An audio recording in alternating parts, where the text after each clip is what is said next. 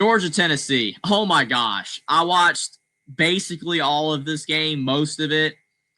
Tennessee, man. Every year, I mean, you guys got to admit, every year Tennessee does this in a big game, whether it's Alabama or whether it's Georgia. They start off big, like they're about to just boat race the opponent. Like they're about to just, just completely run them out of the building. Win 50-7. They started out great in this game. Could do no wrong. Aguilar had like 200 yards, like 180 to 200 yards passing within like the first 7 minutes of the game. That's how on fire Tennessee was. And they were up 21-7 very early still in the game. And I was watching this game, and people around me were saying, hey, Tennessee's going to win. And I'm like, hold that thought. Tennessee, I got to wait to see if they can sustain this for 4 quarters, because in years past, we have seen Tennessee choke. We have seen Tennessee fall apart when they have a big lead. And you know what happened? Tennessee fell apart, choked away a big lead, and completely blew this game. What makes this game even sadder, though, is not only did they blow the lead and let Georgia come back and take the lead, Tennessee fought back and took the lead back. And they still somehow lost. I don't even know what to say about this game, honestly. The more that I think about this game, the more frustrating it is, because Georgia fans are going to look at this result, just like all those garbage results they had last year against Kentucky and Georgia Tech and Mississippi State and Florida, et cetera, where they struggled and looked like garbage. But it's like, oh, we won. We're still a dominant team. Georgia is not the same team right now, especially defensively. They are not what they used to be at all. Like, they are a far cry from what they were when they were winning championships under Kirby Smart. They're not as good at all. And yet they still keep finding ways to win somehow, which is frustrating, because if Georgia would just lose a couple games like this, then it would be like, hey, Georgia's worse. Georgia's not as good. But my rationale for saying Georgia is not as good as they were 2 or 3 years ago, 4 years ago, whatever, keeps getting negated because they keep winning games like this. The Texas games last year, this game. Georgia is not as good of a team. Their defense is not that great, and their offense has problems, but they still find a way to win. I don't understand how on 4th and 6, Tennessee is up by 8. And on 4th and 6, Gunnar Stockton just chucks it at the end zone. And I'm like, well, it looks like that's done. And then it's a touchdown. It somehow ends up being a touchdown. And then it's like, well, they got to get the 2. And then the guy's wide open for the 2-point conversion. And they tie the game.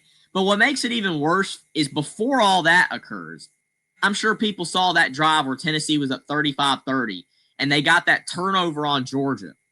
Had plus territory. And Josh Heupel, he had a false start, and then there were 3 run plays. That, to me, was where Tennessee blew the game. They'd been aggressive all game, and they'd been playing well all game. But they decided on that, in that moment of the game, it's like, you know what? We're going to play conservative. We're not going to push the ball downfield. We got like 30 yards to go to get a touchdown. But we're just going to run the ball. 3 times. And they kicked the field goal, and Max Gilbert, who we'll talk about later, he hit the field goal, puts Tennessee up by 8. But if they had scored a touchdown on that drive when they had plus territory, if they had been aggressive and scored a touchdown, Tennessee wins this game. They didn't do it. I don't know how many times I've heard the phrase been said, but you play to win. You don't play not to lose. And that's what Tennessee did on that drive. They played not to lose. And when you play not to lose, you lose. Tennessee should have been aggressive. They were playing great. They got the momentum back at that point. Should have went for the end zone. Should have went downfield. Scored a touchdown. Didn't do it. Instead, they let Georgia come back after they kicked the field goal, get a touchdown and a 2-point conversion. And then Tennessee has a shot to win the game, and then their kicker, Max Gilbert, who hit the field goal earlier, he's a good kicker, he misses. He misses the 43-yard field goal, which was a false start. And they were like, oh, the false start pushed it back. dude would have missed it from 25 yards. He shanked the thing. It was a terrible kick. But then in overtime, though, he hits it. In overtime, he hits it just fine. And I'm not trying to lay it all on Max Gilbert because, I mean, yeah, Tennessee made other mistakes in this game, like Josh Heupel, Bobby Hill Riz, as Jackson always says, which makes me laugh to no end. I love it. But his Bobby Hill Riz just did not get it done because he played too conservative. He played too soft late in the game. Tennessee should have won. And I picked Georgia to win. So theoretically, I should be happy right now that Georgia won because my pick was right. I'm not happy right now because Georgia is not as good as they've been, and they keep winning. So they're getting away with being not as good. Notre Dame is a good team, but they're 0-2 right now. But they're undefeated. They keep winning. They look like crap against Austin Peay. They had that really bad game against Missouri a couple years ago. They've looked bad so many times the last 2-3 seasons, and that they keep winning. And Georgia's probably going to make the playoffs again. Probably. I mean, I'm not predicting that. I mean, I think, my record prediction for Georgia was that they would make the playoffs this year. So, I mean, obviously, I'm thinking they're going to make the playoffs. But then games like this, they should have lost this game. And I would say I feel bad for Rocky Top fans, but I mean, you know how Rocky Top fans are. You got to love them or hate them. I mean, some of them are really funny. I mean, I got some cool Tennessee followers, but on social media and everything. I appreciate those people, but a lot of them are just crazy. They throw stuff at Lane Kiffin. We know all about that. But, it's just hard to feel bad for Tennessee because they're just sometimes just such a really stupid program in game. Josh Heupel's not a bad coach, man, but he can really call a killer first half, especially first quarter. Dynamite, but then second half just always just falls apart. He can't do it for 4 quarters.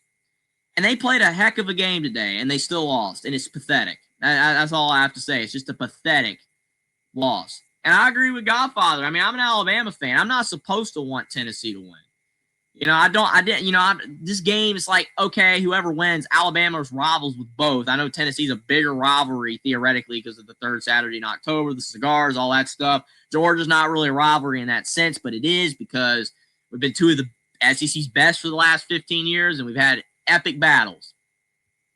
But just Georgia and the fans, their fans don't understand how flawed their team is. But they're never going to understand it if they don't lose. So somebody's got to beat them. Maybe it'll be us 2 weeks from now. Maybe Alabama will do it. I don't know. But, good win for Georgia and Kirby. I will say Kirby was a good strategist on those timeouts. Good job by Kirby. But, and all that kind of stuff. But Tennessee blew this game.